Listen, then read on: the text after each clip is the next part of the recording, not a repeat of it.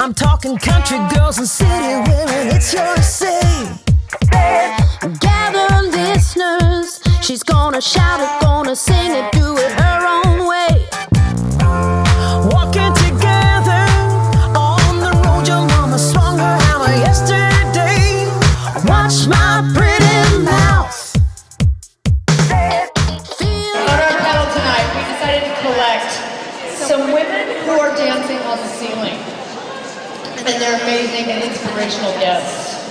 Our first guest, the Queen of Soul, Miss Marcia Hines.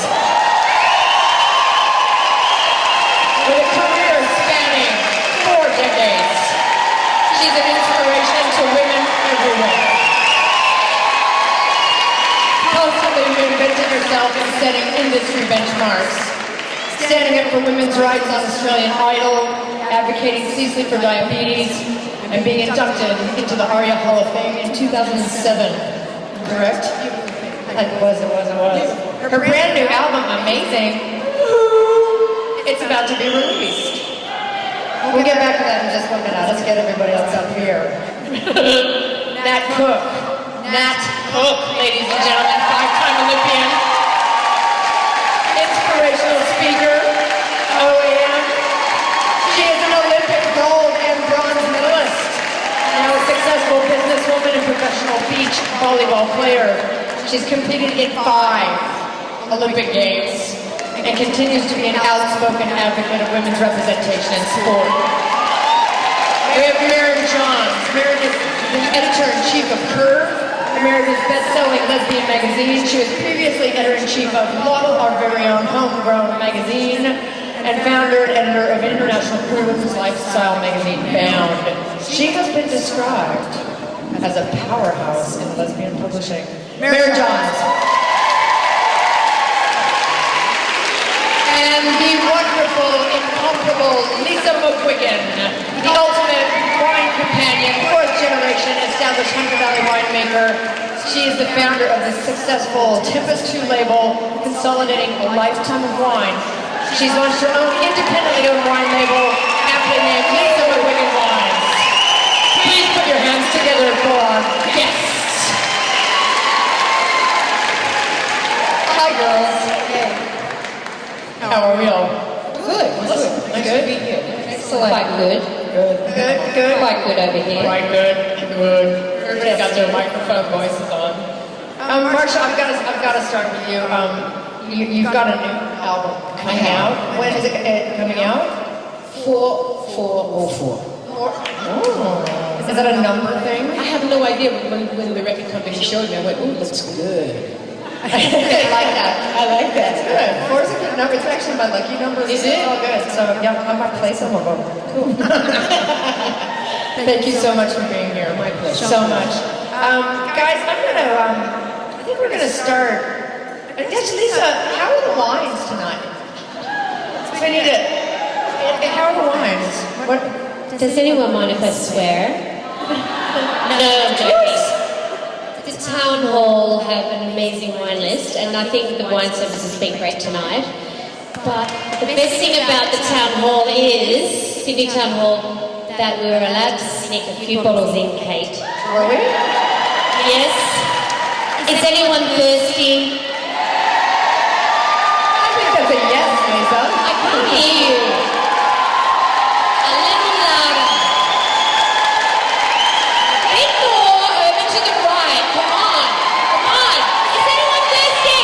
Oh, they're thirsty. Oh, a bunch of thirsty Mardi Gras people. So, I love it. Kate, Please bring on the wine. we have a special little moment. little Pinot Noir Come on, there's a wine. that will be served shortly. So, girls, Lisa's very, very, very proud of her wine, and it's something that I want to ask each of you, because you're both very successful for many years in your fields. And what do you base your success on? Is there? I think it's focus. I think it's believing what you do, and I think we're all given something. And I think that we all have to encourage and continue to encourage one another, in my humble opinion. And tenacity, belief in oneself, not listening to shit from anybody else, and just knowing who you are, and you just gotta go there, girlfriends. That's it. And Marcia, what is the thing that you think you're most proud of? I mean, the thing that I'm most proud of is my child, who's she's different, but she's a good girl. I'm very proud of my child, and I'm very proud to have had a career for so many years. And it's not by accident, I work very hard on it. Now, what do you base your success on? Well, I would second all of those things, but Amen. I would add in commitment. Commitment is absolutely the most important thing, that every single day, it's not just one day, it's every day we wake up to commit our life to our purpose. And then it's about the consistency of the actions we take every single day.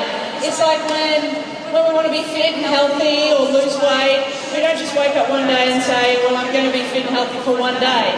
For me, it was a 20-year journey. I've been in the Olympics 5 times. Every single day of my life, I would wake up, put on a bikini, and chase a volleyball around the sandpit. Looking good, I might add. Looking good. But now, then people go, oh, well, that must be easy, but that's not easy. But that's... No, it's not easy at all, especially when you have to go through all that waxing to look good. It's not easy, but when you are so focused and committed and determined and you love what you do, then it becomes easy, because I used to get excited about playing volleyball. I still do. I've retired after 20 years, but I love to watch it. I love to see the youth come through and play my sport, and it's just something I love. Thank you very much. And what are you most proud of? Tell me, is it your gold medal? Well, of course, that would be the obvious thing, to be proud of my Olympic gold medal, but I'm probably the most proud of being married to my beautiful wife, Sarah. And we were unofficially married in New Zealand, so we put a lot of tourism dollars into New Zealand. My mother-in-law Vicky is here tonight too, and so we're on a journey now, having our own kids and going through all the process of doing that. So I'm most proud of my next 20 years that is to come. Excellent, excellent. Merryn, what do you base your success on? I agree with these ladies. I think I'm a magazine editor, so my job is to listen to everybody, and I do listen to everybody, but at the end of the day, I have to do what I think is right. And I think that women are trained to listen to everybody and to do something on behalf of other people, but I think we need to do what we know is right. You can listen to everybody as much as you like, but at the end of the day, do what you think is right. And what do you right? And what is the thing that you're the most proud of? It can just be right now. It doesn't have to be like forever. Because what I'm proud of, sometimes it changes, right? I am most proud of running the world's best lesbian magazine. In a time in which publishing is in crisis, but we are soldiering on, and we have the best magazine, and that's what I'm proud of. Excellent. Lisa, you're back. I need to ask you this question as well. What do you base your success on? Thanks for that great question, Kate. Well, I could say my Pinot, but I think that it's been all about having a really clear vision and a knowing of a direction that I need to take. And so if it doesn't feel right, I know when it's wrong, and it's very easy to just ask yourself that. You don't have to ask any of your friends or any of the mentors in your life. It's very easy to know whether it's the right decision. So I've just had an awareness of that, so I think I've been very lucky to be able to tap into that. Maybe it's because I have a few drinks before I ask And what are you most proud of, other than your Pinot? Other than your Pinot? I'm a bit shy about the Pinot case, so if you could stop talking about it like that. But I did decide to serve it tonight because I knew there were a lot of ladies and gentlemen with taste coming. Because you had to expand the numbers, and it's great to be in the city town. We've been trying to get in for years. I really like Marcia's job. Marcia, I wanted to ask you about mentoring. You mentored a lot of the young artists on Idol. I mentoring sometimes has become a bit of a lost art. In the black community in America, as you know, we are very responsible for children, and just because you have a child does not mean that you only bring that child up. Every child that comes into contact with your child, or any child you come into contact with, you are responsible for bringing up. So when the kids came and they worked on Idol and they tried the best that they could, the least I could do was help them out, because there but for the grace of God go I. And I had people and mentors who helped me when I was coming up, you know. So, and I'm a great believer that stored knowledge is wasted knowledge. It's a true thing. That is a true thing. And did you find that, did you get to mentor, like, you only got to mentor the kids, some of them? Or how did that work? In the real, like, how honest to God workings of Idol? Some of them wanted to be mentored, and then some of them didn't, and so you have to respect that as well, you know.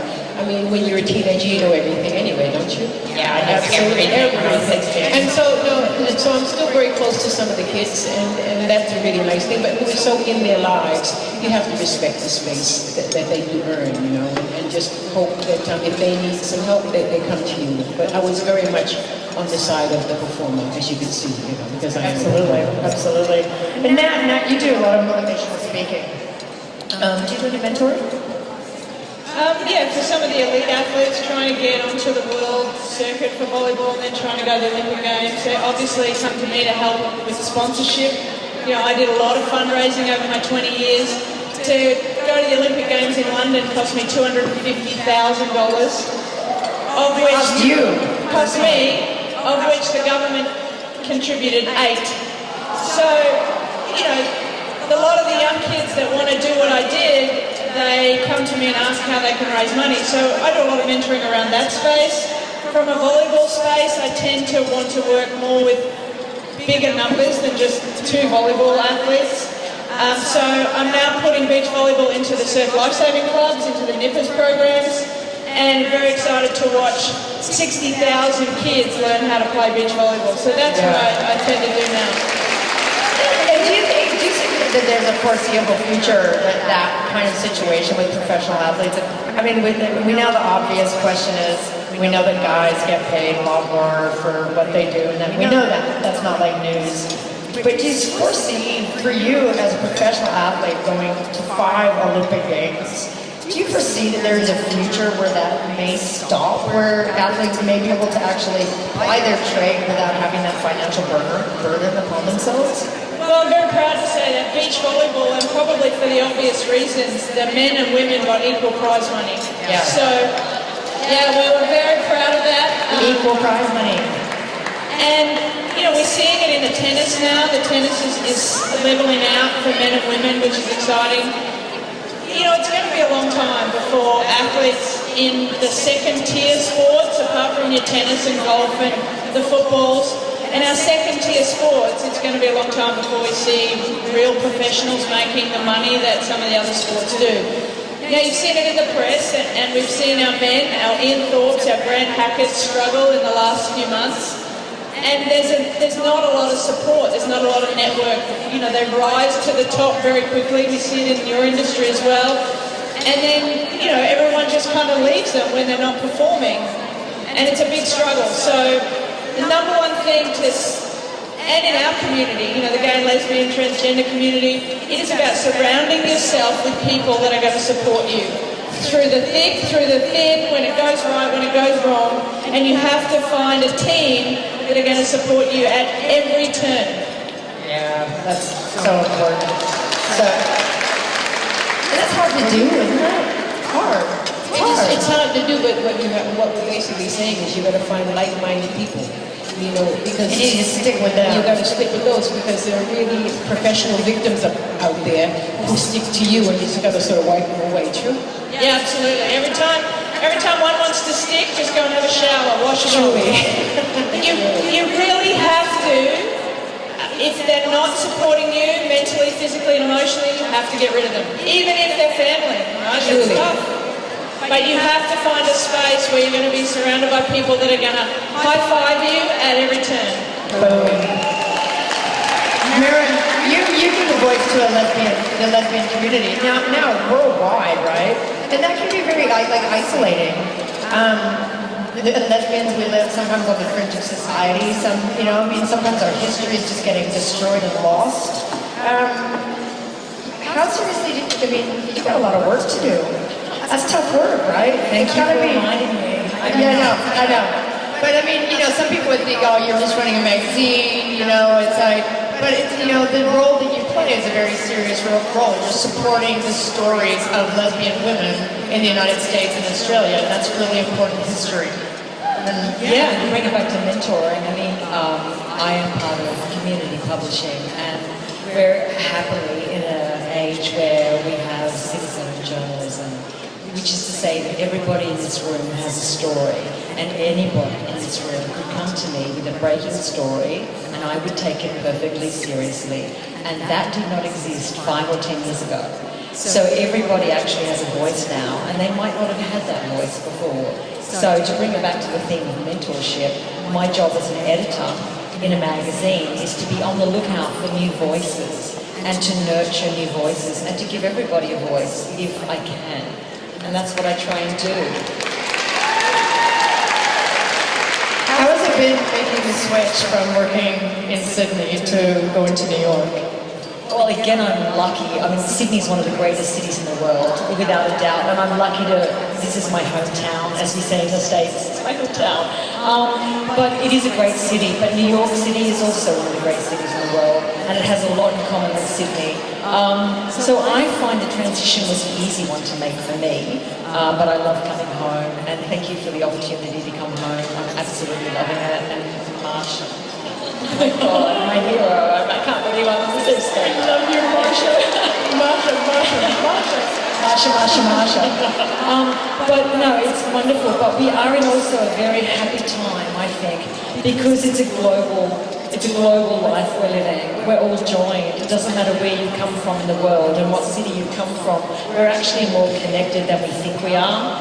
And I think we have to embrace that, and I do. Feel free. And what is the thing, and I can start with you, Lisa, because we haven't spoken to you for a minute. They're all great things, but how do you personally stay motivated? Lisa, you started the Tempest 2 range. You've got the new Lisa McGuigan label. What motivates you to go from one thing and grind into that next? What motivates you just to keep? Because we all have bad days. We all have great days. I had a great week this week. Awesome week. Like the best week ever. But you always know you're going to have bad weeks. And what is that thing that motivates you just to keep cranking through the gears and enjoying what you do? Another great question, Kate, and you do look great tonight. Thank you very much. Listening to some of the stories and watching some of the short films that we saw tonight and hearing some of the speeches and hearing about all the stories of people's lives that are very tragic stories and very difficult stories. Firstly, every day I wake up in Sydney, so you can't be unhappy with that. That's a good point. So it's very easy to motivate yourself if you recognise your environment and you acknowledge that, and you thank God that it's not you going through that, and you have the ability to perhaps do something like the ladies who have spoken tonight actually do for all of those situations that we don't want to see ourselves in, because that's crap. So, starting with that point and adding on the fact that when I decided to join my family wine company, and it didn't work out after a year, and I got removed, and I got back in by creating a really great idea, because I've actually been to a place where I've not fitted in with the family lifestyle, and I don't know, it was something I said at dinner or something like that. But I had the opportunity to come forward and see something very clearly that could sort out the situation rather than create more animosity. And that was a really great idea that would work with my family history and show them, particularly my dad, that he did actually give me some tools and did invest 50 cents an hour while I was on my school break. And that was a very good investment to learn to make wine in this winery and then come back with the brand like Tempest 2. So there's always opportunity in hardship, there's always opportunity.